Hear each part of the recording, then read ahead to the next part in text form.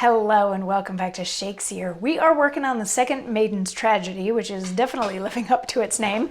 And today we get to hear from Anselmus and also Govianus in Act 5, Scene 1.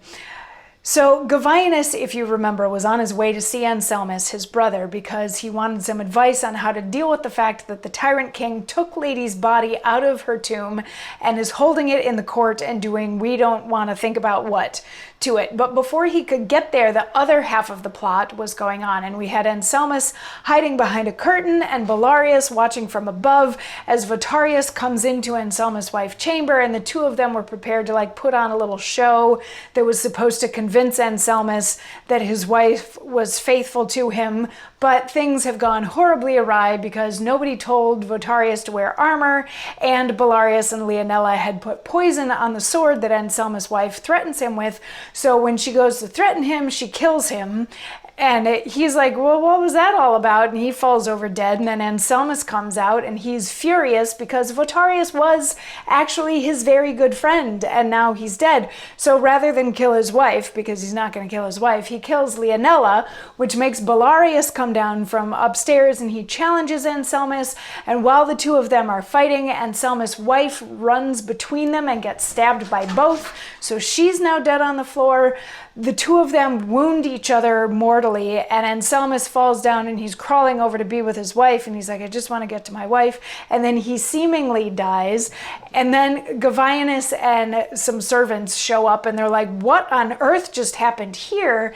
And in yesterday's monologue, Belarius told him what happened here, including the bit where Votarius and Anselmus' wife had actually fallen in love with each other, and they were setting this up to fool Anselmus. So Belarius shares yesterday's monologue, then he falls over dead, sort of hopeful that he's going to have a peaceful afterlife. But Anselmus wakes up and says, oh, thunder that awakes me even from death and makes me curse my confidence with cold lips. I feel his words in flames about my soul has more than killed me. Brother, I repent the smile that I bestowed on destiny. A whore! I fling thee thus from my believing breast with all the strength I have. My rage is great, although my veins grow beggars. Now I sue to die far from thee. May we never meet. Were my soul bid to joy's eternal banquet, and were assured to find thee there a guest, I'd sup with torments and refuse that feast. O thou beguiler of man's easy trust, the serpent wisdom is in woman's lust. And then he actually dies.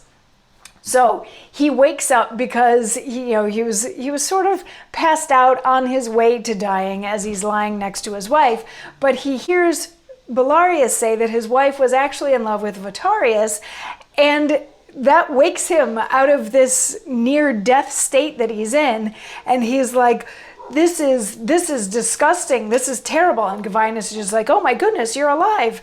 And Anselmus is like, I repent ever smiling at her. I want to die far away from her. She's a whore. How could she do this? This is making me so angry, even though I'm on the brink of death. And he starts crawling away from her and or pushing her body away from him so that he doesn't have to die next to her. And he's like, if I'm going to heaven and they tell me that you're there, I don't want to go anymore. I would rather go to hell because I don't want to be around her anymore ever. And then he dies. So do we think he's going to have a peaceful afterlife? But Govianus is going to have some things to say about this whole situation before the scene ends, because remember, his problem isn't resolved yet, and the man that he was coming to ask for advice just died in front of him. So yeah, we'll hear from Govianus tomorrow. I'll see you then. Mwah.